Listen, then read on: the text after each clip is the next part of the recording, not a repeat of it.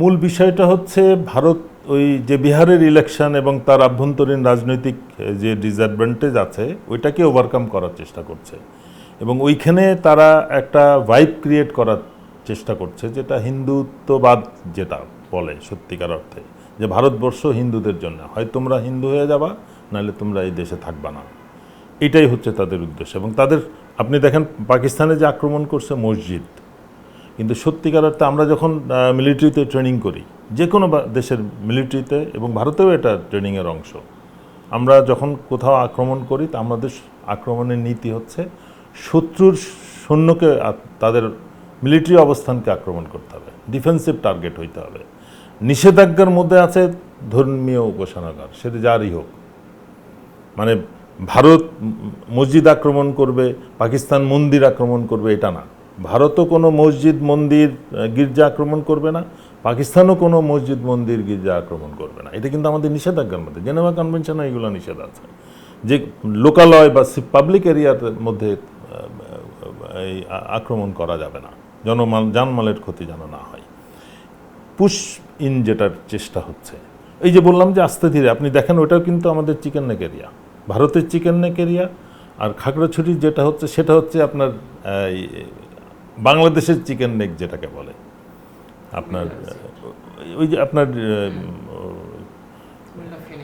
ফেনী রিভারের উপরে যে ব্রিজটা করেছে ওটাকে তারা কিন্তু অলরেডি, আমরা আমাদের নিজেদের গলায় রশি বেঁধে ভারতের হাতে ধরাই দিছি বা গলায় ছুরি লাগায় ভারতের হাতে ধরছি যে এবার কাটো আমাদেরকে।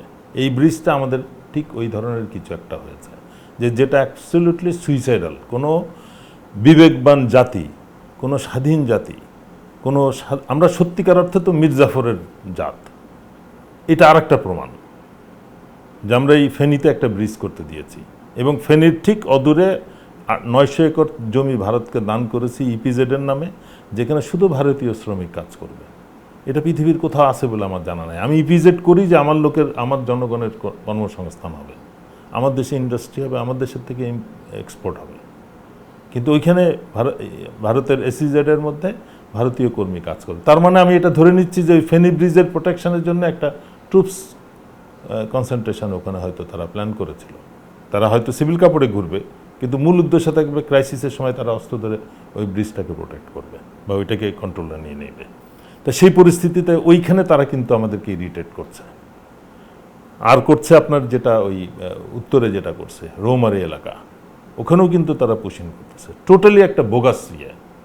ভারতেও যেরকম বাংলাদেশেও আমরা 20 লক্ষ অবৈধ ভারতীয় বলি, আমরা যদি এখন বেছে বেছে বের করা শুরু করি ভারত কি করবে তখন? আমি তো মনে করি আমাদের স্যাম্পল পুশ আউট করা উচিত। উই শুড পুশ, মানে ধরে নিয়ে বর্ডারে নিয়ে বের করে দিব।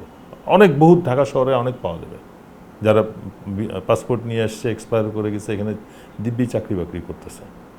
ওদেরকে নিয়ে স্যাম্পল যদি করা শুরু করি তখন কিন্তু তারা সতর্ক হবে। একতরফাভাবে আমরা গত 16, 17, 18 বছর ধরে ধরছি যে এই ধরনের প্রোগ্রাম তারা আমাদের সাথে করছে এবং আমরা কোনো রকম ইদানিং যদিও কিছু কিছু রিয়াকশান হয়েছে, বাংলাদেশ সরকার পররাষ্ট্রনীতি বিষয়ে কিছু পদক্ষেপ নিয়েছে, বাট আমি মনে করি এই ধরনের কিছু বোল্ড স্টেপ আরও নেওয়া উচিত। যে ঠিক আছে ওরা 10 জন করবে, আমরাও 10 জন করবো, দেখাই দিব যে 10 জনই আছে, এর পরেরটা তুমি বাড়াইলে আমি ডাবল করে দিব।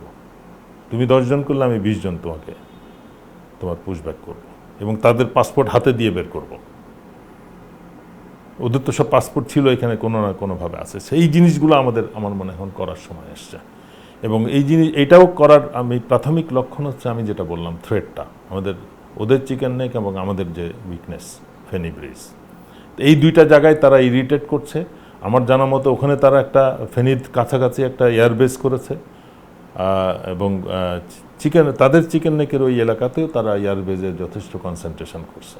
তো এই জিনিসগুলোকে আমাদের সিরিয়াসলি নিতে হবে এবং এইগুলোর কারণেই আমি মনে করি আমাদের শুধু ওই 2টা ডিভিশন এলাকা প্রোটেক্ট করতে পারবে না, সমস্ত ল এনফোর্সিং এজেন্সিস যেগুলো আছে, পুলিশ, আনসার, বিডিপি, সবাইকে সম্পৃক্ত করতে হবে, বিজিবির সাথে, আর্মির সাথে। আর আমাদের রিজার্ভ ডিভিশন যেটা বরিশালে আছে তারও আমার মনে হয় ওই দিকে একটা রেকগনাইজেন্স, মানে ওইখানকার এলাকার সব কিছু জানা, এলাকার সাথে পরিচিতির জন্য একটা কার্যক্রম শুরু করা উচিত এবং মিলিটারি প্রিপারেশন যেগুলো আছে, ব্যাটল প্রসিজিওর বলে, আমার ক্রাইসিস হলে আমার কি কি জিনিস রসদ সামগ্রী কি কি কোথায় জমা করা লাগবে সেই জিনিসগুলো কিন্তু করতে হবে। এবং সেটা এখনই সময়, যেহেতু রংপুর দিনাজপুরের সাথে ঢাকা বা গাজীপুর রাজেন্দ্রপুরের ভিতরে একটা বড় নদী আছে, যমুনা নদী। এই নদীটা যুদ্ধকালীন সময়ে ক্রস করা অনেক ডিফিকাল্ট হতে পারে। তা আমার ভাইটাল যে সমস্ত মিলিটারি ইকুইপমেন্ট এবং মিউনিশনস আছে, গোলা বারুদ যেটা বলে, সেটাকে আমার নিয়ে নদীর ওই পারে রাখতে হবে। সেটা হইতে পারে যশোর সাইডে, সেটা হইতে পারে রংপুর বগুড়া সাইডেও। আমাদেরকে কিন্তু এখানে কনসেন্ট্রেট করতে হবে।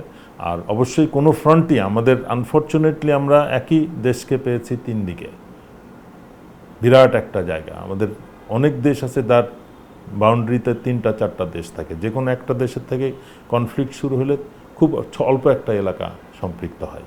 আমরা আনফর্চুনেটলি আমাদের পুরো বর্ডারটা থ্রেটেন্ড হয়ে যায়, অলমোস্ট 300 কিলোমিটার এই আরাকানদের সাথে বাদ দিলে।